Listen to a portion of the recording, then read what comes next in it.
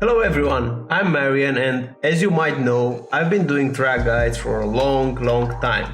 With this video I want to show you what are the most common mistakes when watching a track guide and what you can do instantly to extract a lot more out of those guides. I will show you on track some specific drills that you can do to implement it so that you will learn quicker. And if you want to support the channel, if you want to help me, feel free to give it a like and a subscribe to the channel, even a comment here and there, and stick around to the end because this is gonna be worth it. Let's get started. The first big mistake is something that was so common for me back in the day, and that was watching the track guide before I actually did my very first laps on that track. In a way, you think that you will be better prepared and you know the small details and you know what to expect, you know what you want to do on the track. In theory, it sounds nice. It sounds that you're gonna be more prepared for going onto the track, but in reality, it's not like that. If you never experienced a corner, then whenever you're gonna watch the track guide, you won't be able to pick up on the details. Even if the person that's doing the track guide is putting a lot of emphasis into what's important in that corner, if you don't have yet the first experience, then you are not gonna be able to get 100% out of that information. Some of it will go over your years, and in short, you won't gain that much. So before watching a track guide, make sure you put at least 10, 20, 25 laps on you just trying to discover the track. If it's not a new track, if it's the track that you already have a bit of experience, still give it 5, 10 laps so that you get more comfortable to know exactly, okay, in this corner, it's always difficult for me, or that corner over there, sometimes it's inconsistent. Because then whenever you're gonna watch the track guide, you're gonna be able to extract so much more out of it. The second mistake that might hold you back is judging the lap without enough context. Maybe the driver that did the track guide made an error in the hot lap. So if you just watch the hot lap and you see, for example, in some corners that they're using a gear higher than you're using, you might think that, okay, I'm doing something wrong with the gearing. But if you go into the details and if you find a person who is doing track guides that is also pointing out a lot of stuff in his lap, including his mistakes, then you might find that upshifting to a higher gear was not ideal, and that was a small mistake in his lap. So sometimes we try to replicate even the mistakes of the person that is doing the track guides, which obviously isn't helping. It's a good idea to listen to what he has to say, especially if he's gonna point out his own mistakes. Mistakes were gonna happen at all levels, but it's important for us to know from the track guide when the person did a mistake and when that's supposed to happen. I will give you now maybe the most practical tip that you can use when working with track guides. And in short, that is divide and conquer. You will try to split your lap into 3 or 4 sectors with the active reset feature. For example, right now I've already set an active reset point, which brings me to the beginning of the lap, and the end of the sector is, let's say, 6 corners from now. So I will do just this sector with these 6 corners, and I will get a time. You see, right now I'm comparing against custom sector best, and I will get a lap time for this sector alone. Not the entire lap, but just this sector. If you're not familiar about this active reset feature, you can just search on YouTube how active reset works in iRacing, and you will instantly be able to tell. But I covered this in my course as well, so if you have the course, you know what I'm talking about here, especially with this drill.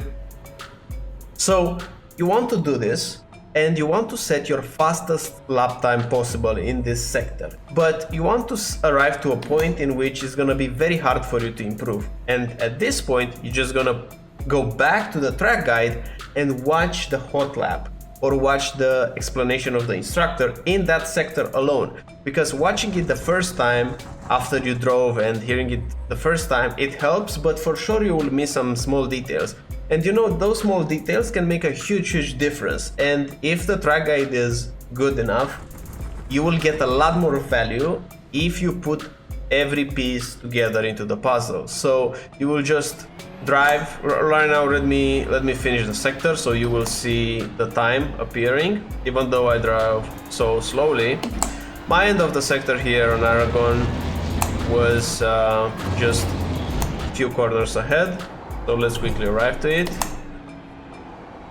to see what I mean. Alright, so I think it was after this corner. Let's see. Yeah, look, here is the finish line. And now whenever I'm resetting again, you see the delta there. And if I take a different approach, you will see a change in the delta. And you know, that's how you can easily tell if you're improving or not. By using custom sectors and by splitting the track guide into smaller bits to be easier to learn and to understand. Another thing that might hold you back, in my experience, is if you focus too much on things like breakpoints. Having a good line in a corner, it's almost 90% of the lap time. Most of the lap time that you're gonna gain will come from having a very good racing line. Things like being a bit earlier on power or braking a bit later, carrying a bit more speed mid-corner, those are small details that will make that 10% difference. So of course, if you're looking to close that 1 second gap, the top times, then yes, you should focus on that. But if you're a bit behind, let's say if you're 2 seconds off the pace, then it's the racing line that you have to solve it first. And you should be focused in the track guides at the turning point instead, because most of the people will apex earlier, and as a result, their line will be so much more different. They will have a wider exit, they will go slower into the corner, so they will lose a bit mid-corner on entry and on exit just because the line is not yet there. So instead of hyper focusing on the braking points, we should focus on the turning points instead and on the racing line. Number 5, in my opinion, is not focusing on the things that are very particular in the lap. For example, let's say we have a high-speed corner in which the instructor is braking with 5% or 3% or 1% in some instances.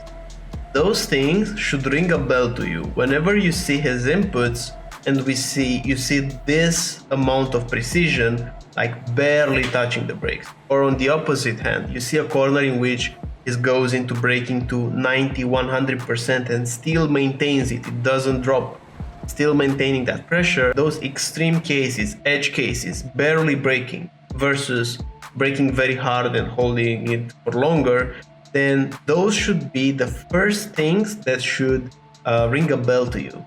You should focus a lot on those, because in most cases you will find yourself, instead of braking 5%, you will brake 20% or 25%. So 5 times more under braking, which is a lot, which is gonna cost you a lot of lap time. And I've saw it with my students in coaching sessions. They watch my track guide, but whenever they go into a high-speed corner, they think they barely brake, but the actual output is 5 times or 3 times or more. Same with low-speed corners. Instead of braking hard and holding that pressure, some students are dropping the pressure too quickly. So I want you to focus in a track guide on some inputs that strikes you as very particular and focus on them, because in most cases those are super important. There's a reason behind them. And the more you get comfortable with spotting more of this, the more you're gonna be able to absorb in more details from the track guide. There you have it, guys. In my opinion, those are the 5 most common mistakes that I did myself when watching track guides in the past. If you liked this video, if you found something useful, write it down in the comment section. It will help a lot the YouTube algorithm. And if you want to develop even more, if you want to accelerate your progress, if you're already watching the track guides and you're liking my style, consider getting my course. I think you will find a lot of value in the course. I'm excited for the new season. I'm excited to do more track guides. I'm excited to do more videos like this. So definitely stick around. I'll be seeing you in the next ones. Bye bye.